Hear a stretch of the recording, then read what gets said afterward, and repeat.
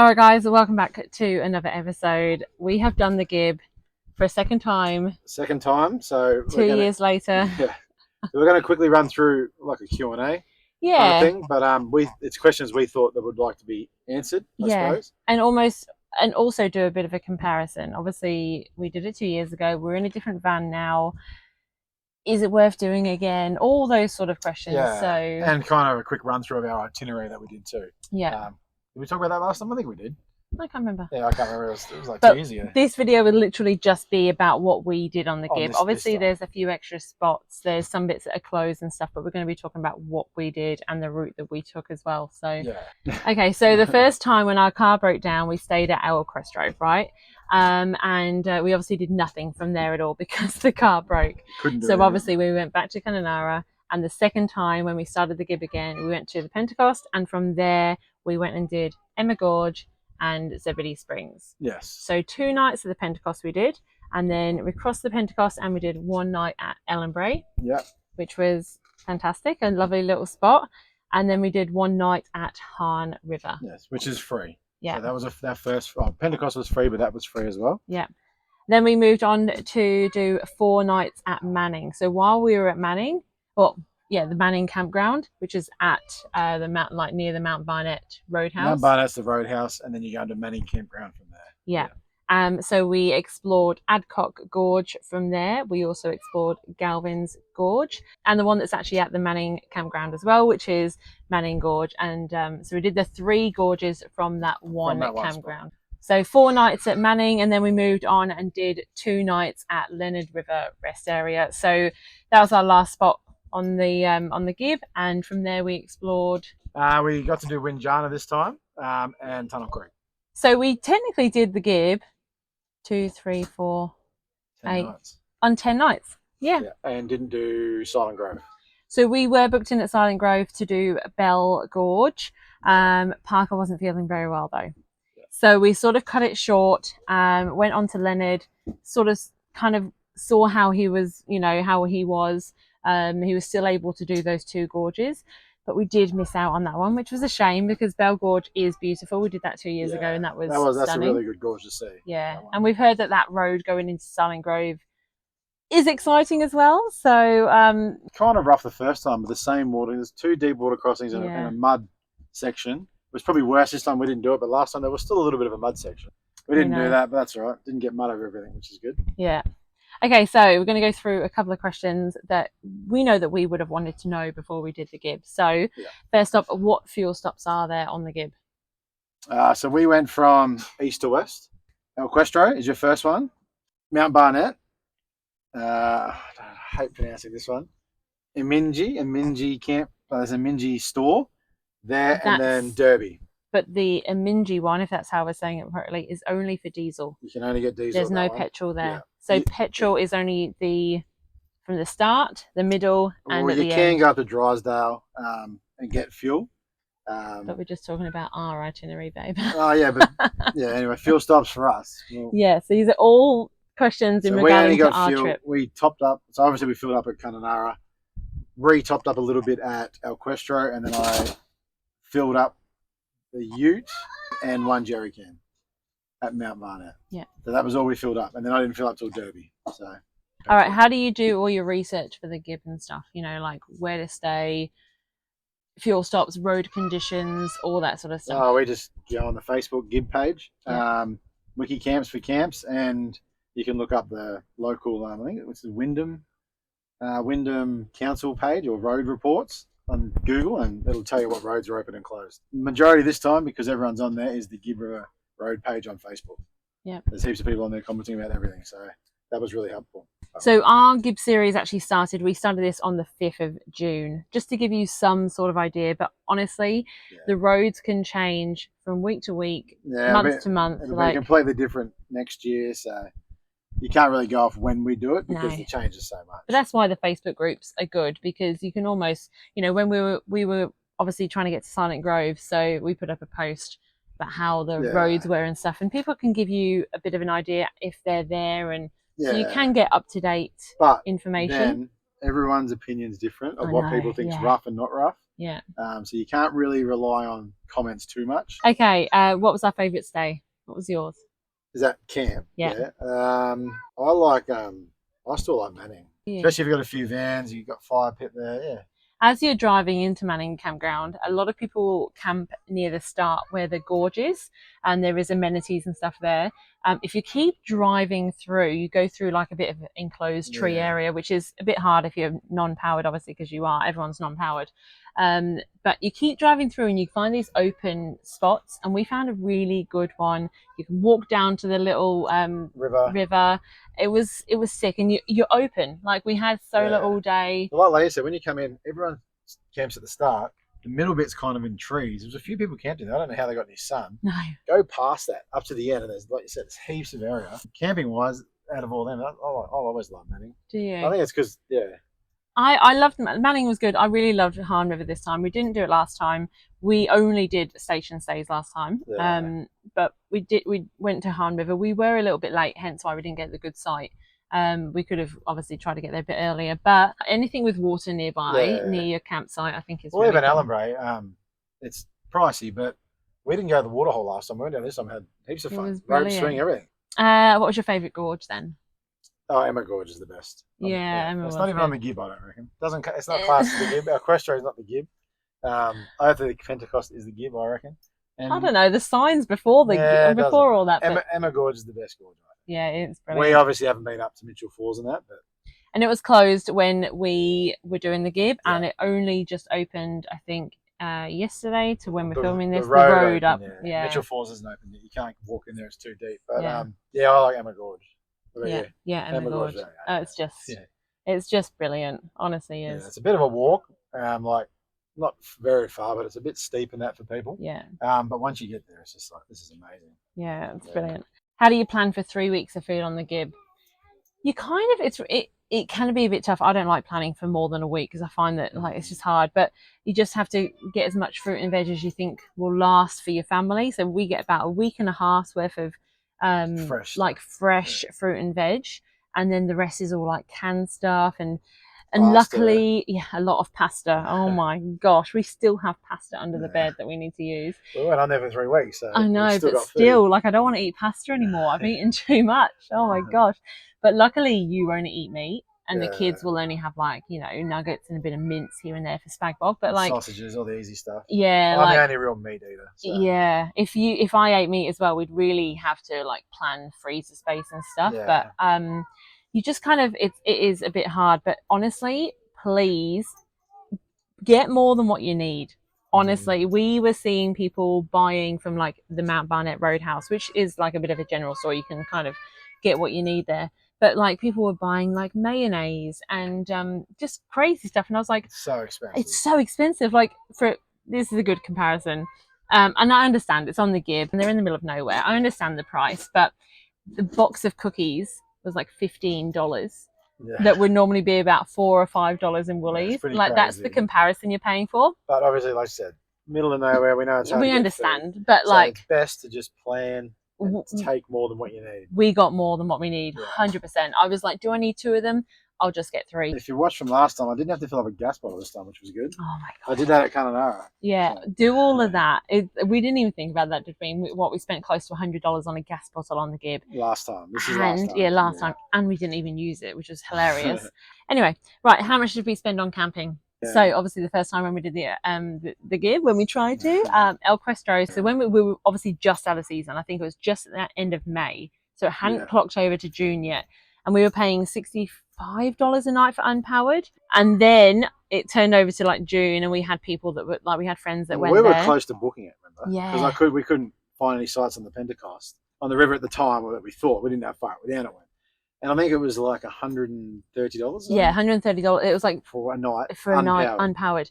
And the bad thing is, I don't think this is talked about a lot, which is crazy because we didn't realize all the unpowered sites at El Questro are in the shade. Most of them are very much in the shade, and most of the powered ones are in the sun. We were scrambling for power a little bit last time, moving the blankets all the time, and so it's quite pricey for. You can use generators there. Yeah, because we did that last time. We don't have a generator in this one, but yeah, be aware if you're going to go unpowered, you're probably going to be in the shade at El Questro. Yeah. The good thing about El Questro as well is that your pass for Zebedee and Emma Springs, Emma for Emma Gorge and Zebedee Springs is included in your like stay at El Questro. So just weigh it up. But anyway, so yeah, Pentecost was free. Yep, Pentecost free. Ellenbray was $60 for the night. Unpowered. Unpowered, yeah. They don't do a powered sites there. Yeah, $60 for unpowered. Quite pricey. Everyone Gibb's going to be pricey, everyone, because you go there for the scones. Yeah. You're going to do those baths, which we did last time. We've got showers, toilets, no dump point, but there's rubbish. And the swimming hole was really good. We'll just touch on that quickly. No dump points on the Gibb. Yeah, no dump points. Make sure you take a few spare cassettes because you're going to need them. So move on to Han River. Oh, yeah, Han River obviously free. And then we went to Manning, which was our other big expense. So 4 nights. It was $147, but that was with some lunch. No. What did I get? Oh yeah, it was with a magnet. It was with a magnet. Buy magnets. So it was probably about $140 or something. So for 4 nights. Is it like $50 a night and then half price? It's something like full price, and then after that it's half price every single night. Yeah. It's all unpowered. Yeah. Gorge by so you either pay there to camp and go to the gorge, or you can just day pass it and go to the gorge and park up and do it. You do still have to pay a price to get in and do that. You can't start the gorge walk after 12. They won't let you. And then the last spot was last one was free as well. Leonard River. So we only paid for Ellenbray and Manning, so that's pretty good, really. Yeah. So water stops on the Gibb. You can get water at El Questro. We didn't this time. We just got fuel. We got water at Ellenbray, Manning, and that was it. And that's it. That was us done for our water. So I only filled up 2 tanks the whole time. Except when we went to Manning on the way in, I filled up the 3rd tank so we could do washing. Okay, yeah. So all the other times I only had 2 tanks full. Because we were there for the 4 nights. Yeah, and we wanted to do washing. Otherwise, I didn't see the point of carrying an extra 100 kilos of weight when I didn't need to. There is showers at all those places, though. At the stations. How were the road conditions as a whole? This is the comparison from us. It's pretty good that we've done it like so close together. Yeah, so a comparison to the last time we did the Gibb. Yeah. This was this is a breeze. Yeah. And people were saying it. We talked to a lot of people asking them how the conditions were, like the Pentecost, like they've obviously just come off. Yeah. And they all kind of said what we said last time, that the worst stretch was that Ellenbray to Manning, which was exactly the same last time. Yeah, it was real right. So we were expecting to be what it was like last time. We were like, oh my god! Like we had like corrugations like a meter wide last time. I don't know if that's exaggerating, but they were big. It was mainly the height of them. They were huge. Yeah. But this time there was some corrugations, but it was as a whole. Oh, okay, that's not that bad. Yeah. Like we stopped at one point, and a guy's like, oh yeah, this bit up here is real bad.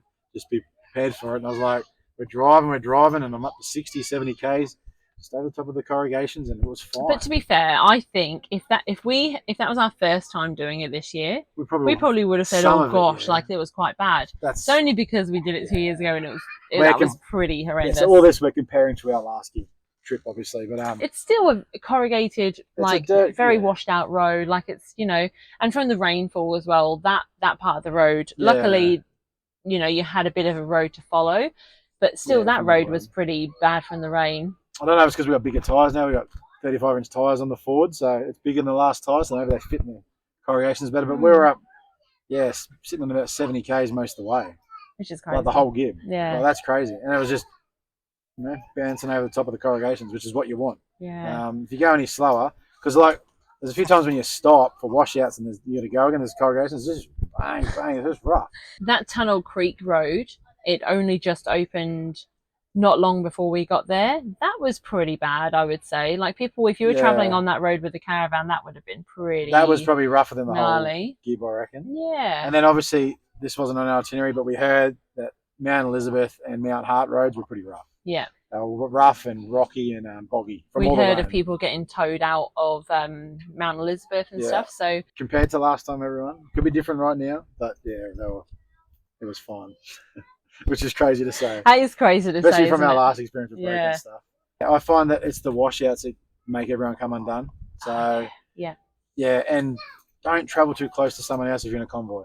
You can't see stuff that's coming up. There was one group of people actually in particular, and there was 3 of them, and they were up each other's bums. Yeah. And I was like, how are you seeing, you cannot see the road. No. Like, we're like however far away from like Chris and Beck when we were traveling, and we were quite away. That even still the dust was bad, but these guys were like, when they're following so closely together, how are you seeing the washouts? I don't know how it's enjoyable. Like, your car's sucking in dust and you can't see. Okay. I could feel the leaf sprung van hitting bumps. Okay. I can't really feel this thing hitting bumps, which is crazy. Your tyre pressures, what did you run? The whole time I did 30 in the van, 35 in the rear of the car, and 30 on the front of the car. That was did good. that for the whole Gibb. Yeah, that was fine. Damage? What damage did we come away with? We had the little clip on the fridge. One of them, the other one popped back in, the other one broke. Yeah. I think I'll have to order a new one of them. Jesus. Kids are playing outside and there was something banging. Anyway, so that one of them broke. Screws in the microwave, they come loose. We changed them. And yeah, the shower door broke. Yeah. It was still going, it just got a little chip in the bottom of it. It's just, I think it's a little pin when it was bumping up down, it's hit the glass and broken it a bit. Don't do that, Signal. Sorry. God. We have the Starlink on the bed, we have the telly on the bed, we have things on the back bunk, like loads of things on the back bunks. Nothing moves. Yeah, nothing it's at all. Just, whereas with the Franklin, you'd go in thinking, oh, where is everything? Is anything like... Everything moved. Everything just flew off. So the airbags must do something. But yeah, that was it. There wasn't much damage. The car didn't get any damage. A few new squeaks and creaks and stuff, but I'm guessing there's dust and crap in there. What are your essentials for the Gibb? Fuel, UHF. You need a UHF. You should have that anyway in Australia. If people want to get around you and you're going slow and they can't get a hold of you, makes it more dangerous because there's dust. Definitely pool noodles for all of the gorges, because especially if you got kids, all of them pretty much you can't stand. Like, it's not like they're all quite deep. Torches for Leonard River. Tunnel Creek, because that is pitch black, and you can go crocodile hunting. Like, we saw the crocodile. That was pretty cool. I'll just say more food than what you think you need. Maybe have some money aside, just in case you do break something and you got to get towed. Like, you can obviously roadside assistance and all that stuff, but if you got to pay something up front and then they pay you back, make sure you got that money there, because it wouldn't be cheap to get towed off the Gibb, I wouldn't imagine. We didn't get towed off the Gibb, we were at Equestrian, and that was pricey enough. Yeah. We say this for anywhere in Australia, always carry cash on you anyway, in case the internet's down at servos and you got to pay cash. You can't pay card. That's another good one. We never experienced on the Gibb, but yeah, it could happen. It's in the middle of nowhere. So technology. Carry some cash on you. There we go. Okay, so how different overall do you reckon it was with this van? It's a complete different experience towing with this. I'm the one that tows. Leah doesn't really drive. Passenger princess. It's every bump. I could feel it on the leaf spring. Is this thing, it just tows so good and so nice. Like, even it's weird on the corrugations where I feel it the most. Like it's it's floating. Even when I go slow, it's the car that I feel more than the van, which is. But overall, I much more enjoy this van. Chris and Beck, who we did the Gibb with, they have a semi-off-road van, and their van was fine. Yeah. They had no damage at all. Like 90% of the vans I see out there are Jaycos, and they're semi-off-road. So you can do it with any van.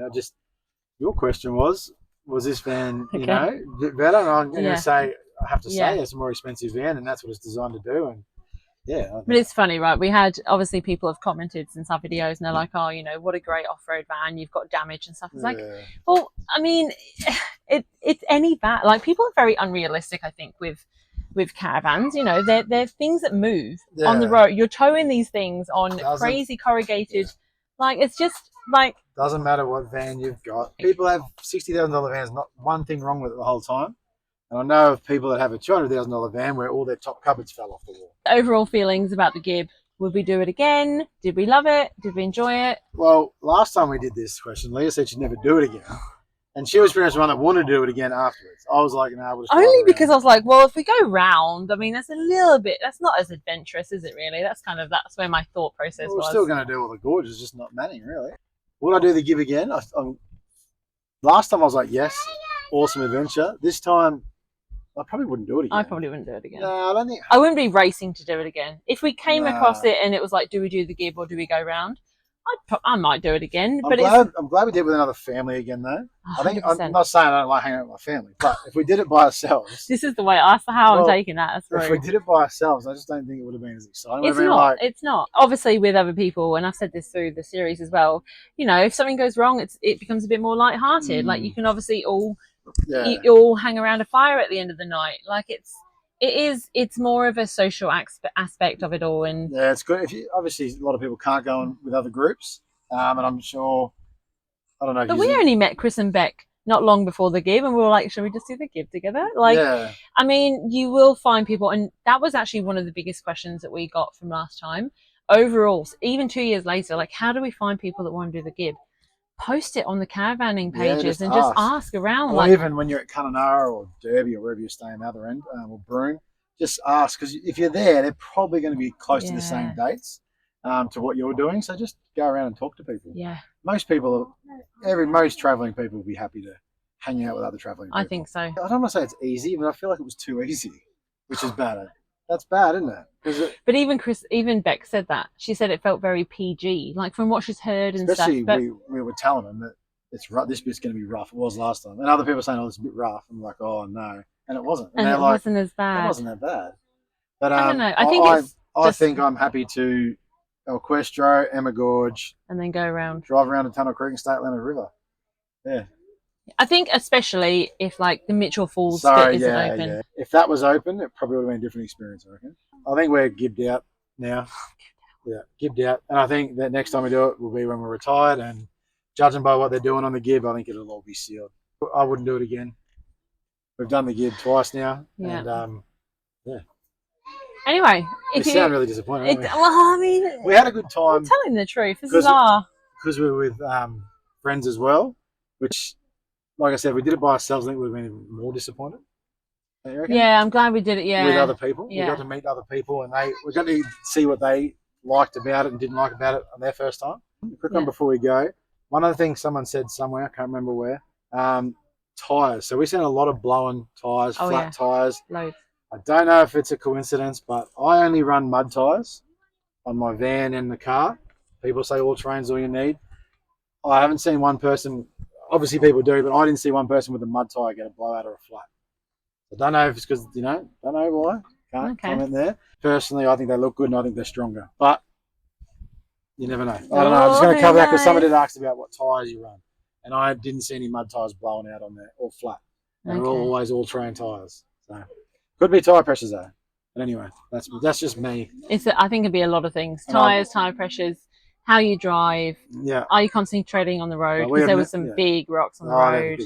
Anyway, all right. That was a quick one. Anyway, if you have any other questions, let us know down below, and hopefully we haven't put a damper on it. Don't let us turn you off the Gibb. If you've never done the Gibb, go and do the Gibb. 100%. You've got to do it, right? It's a bucket list item for so many, and you never know. When you go on it, it might be in 2 weeks' time. It might be rough as hell, and you probably would be. And you get the massive adventure, but we just don't know. That was our experience for the second time, and anyway. Well, there you go. So that's a little overview for you guys. We'll see you in the next one. We've got some pretty exciting videos coming up for you guys. We're excited. Yeah, a few places we've never been before, which is what we're stoked about. Yeah. And the boat will be coming off again. Yes. So let's get to it. All right. Thanks for coming along for the Gibb Series 2.0, and we'll see you in the next episode, guys. See you guys. Bye. Just leave.